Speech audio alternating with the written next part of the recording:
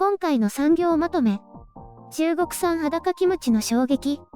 他にも続々、恐ろしい中国産映像。過去にもあった中国産不買運動。中国のキムチ工場で男性が黄土色の水に浸かったプールの中に裸で入り、白菜をショベルカーに乗せている映像が拡散し、韓国に衝撃を与えました。この映像がいつどこで撮影されたものかはわかりませんが、中国側はこうした製造工程は2019年に禁止されたとしています。その他にも工業用のショベルで大量の白菜をすくって写す映像などが多数出回り、中国産キムチへの強烈な拒絶感が生まれているようです。韓国では食堂などで無料でキムチが提供されますが、そのほとんどが価格が安い中国産とされています。国産の価格は中国産の3倍から4倍ともなり、食堂にとっては大きな負担です。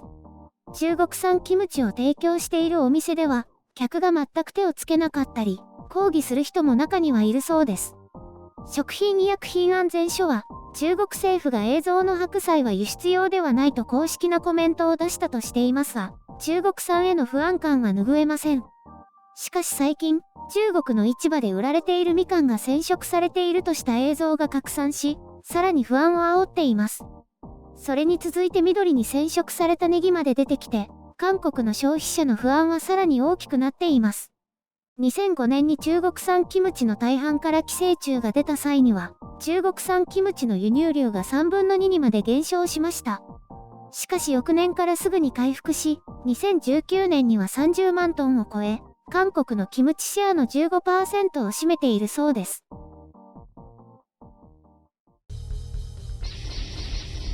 編集書簡。今回の概要。中国製、中国産、いろいろ。不買してもどうせまた買う韓国。その他の染色野菜について。中国製や中国産と一言で言っても様々な種類があります。私たちが信用できるものは日本の法人によって管理されているものです。それにも当然限界はありますけどね。なのでやはり中国産とか中国製というとちょっと及び腰になることもありますよね。今回のように農産品なんかは特に注意が必要ですね。私の言っている八百屋でも中国産はよく見かけます。韓国と同じで原価を下げたい地域の料理店が買っているようですけど、一般消費者としては買わないですね。どうしても怖いし、国産を応援したいですから。要するに、国産を標榜していないお店は至るところで輸入野菜を使っているということですよ。私はコロナが始まった時のラーメン店への取材映像が頭にこびりついていますね。スープに中国産むき玉ねぎ使っているっていうの。私、ラーメンは食べないけどね。食品医薬品安全所は中国産のキムチをランダムに30種検査し、さらにニンニクのみじん切りや唐辛子の安全性も検査するとしているようです。この他に韓国の専門家が一つの対策として挙げているのが、通関基準を日本並みに強化するという案ですね。韓国の通関基準って緩いってこと？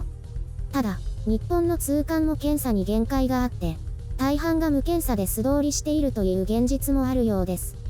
検査に手間がかかればその分カバー率は下がるというわけです。まあ一長一短。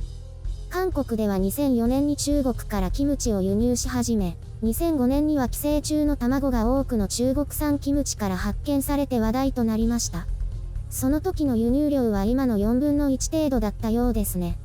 さらに2013年には大腸菌が検出されて一時的に落ち込みましたが、2019年には過去最高を記録。去年はコロナの影響で減ったようです。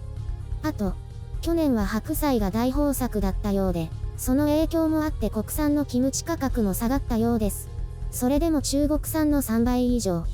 私は韓国の食堂はキムチ無料提供をやめればいいと思いますね。もしくは国産だけお金を取るとか。別に法規制があるわけでもない。昔からのなんとなくな習慣でしょ。これをやめる良い機会だと思いますね。あれって人が中途半端につついたものって全部廃棄してるんですかね。多分使い回していますよね。想像だけど。そもそも手をつけたかどうか確証ないし、あんなのでコロナに感染したら嫌ですね。韓国でキムチ皇帝と呼ばれる中国との起源争いが繰り広げられる中で、今回の映像が出てきたわけです。裸キムチの映像自体は去年の5月にウェイボーで公開され、それが10日ほど前に YouTube で拡散したようです。それにしても、中国側はこの裸キムチやショベルカーでの雑な扱いを2019年に禁止したと言っていますが、すごく最近すぎやしない。染色みかんについてですが、韓国はこの2年間、その地域からみかんは輸入していないとのこと。それ以前はしていたのね。染色ネギについてですが、緑色の物質はボルドー液という病原菌に効果がある殺菌剤とのことです。毒性が低くて有機農法でも使用が許可されていて、水溶性で簡単に洗い流せるものということです。また、韓国では色素で染めているかどうかは検査の対象外ということですね。韓国では中国産をあれこれ言っていますが、日本からすれば韓国産もちょっと、という気はしますけどね。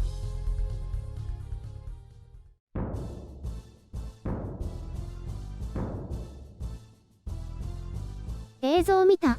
何これ、気持ち悪い。変なおじさんがキムチのお風呂に浸かってた。パンツ履いてるかも見えないくらい深く浸かってた。あれ、パンツは履いてるよね。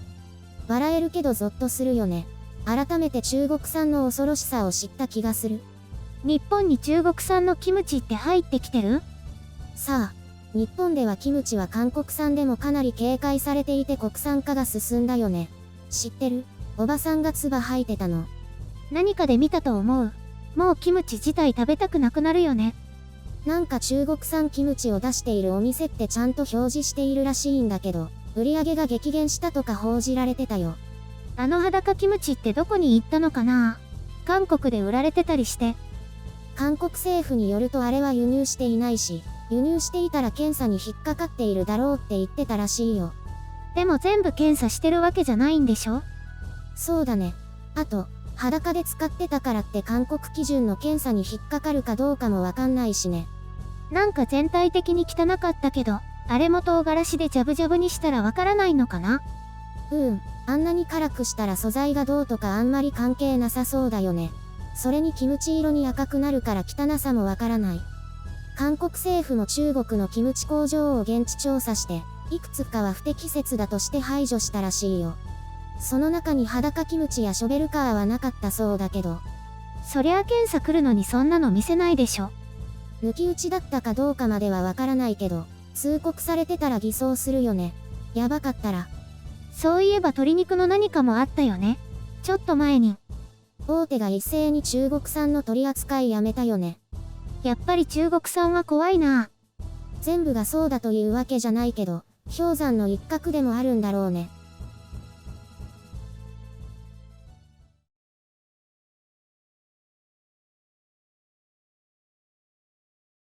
裸おじさんのキムチ映像が頭から離れないよ。久しぶりの衝撃映像だったね。私もいつでも思い出せるよ。そういえばゆるりんに、韓国海苔は汚いって言われてから大好きだった韓国海苔を食べなくなったよ。ごま油と塩が癖になる美味しさだったのに。それ何年も前の話だから今はどうか知らないけど、工場とかが汚染排水を流してて、海域一帯が汚染されてたんだよ。最近も話題になってたけど。よく韓国に旅行に行く同僚がいていつも韓国海苔をお土産に買ってきてていただいていたのに、ゆるりんの話聞いてから手を出さなくなったよ。韓国海苔汚いから食べるのやめたなんて言えるわけないから、食べないのって聞かれて困ったちゃんだったよ。全部汚いかどうかはわからないけどね。でもそういうイメージがつくと敬遠しちゃうよね。こっちも安全かどうかわからないし。漬物といえば、私が子供の頃、おばあちゃんが朝鮮漬けを作ってくれてたよ。ニンニクと生姜が入った白菜の白い漬物で本当に美味しかった。朝鮮っていう名前の漬物だと思ってたけど、大人になって朝鮮漬けだと知ったんだよ。その朝鮮漬けはいつ頃入ってきたものなんだろうね。日本各地に朝鮮漬けって呼ばれるものがあるみたいだけど、それぞれ様々な時代に伝わってきたものらしいよ。ニンニクの匂いが強かったよ。今のキムチとは全然違ったよ。今のキムチが普及したのは朝鮮戦争後に白菜の品種改良がされてからだって。だからあの赤いキムチには地域性があまりないんだとか。あ、そんなに伝統的でもないんだ。原型ができたのは19世紀後半頃、1800年代後半頃だって。でも白菜が高かったから庶民向けじゃなかったみたいよ。へえ、そうなんだ。じゃあいつ伝わったかわかんないね。おばあちゃんに聞いてもわかんないかな。いや、子供の頃からあったとしたら相当古いものだと思う。って言っても朝鮮からの帰国者が広めたものかもしれないし、戦前に伝わったかもっと前かもしれない。結局わかんないんだ。でも何かしらで朝鮮から伝わったんだろうね。ひょっとしたら国内ですでに知られてたものかもだけど。それにしても裸キムチ、気持ち悪いのになぜかまた見たくなるよね。それは面白いからでしょ。あの食べ物を扱ってるとは思えないダイナミックな感じが。そうそう。輸出してないんだったら中国人はあれ食べてるのかな。食べてるんじゃない？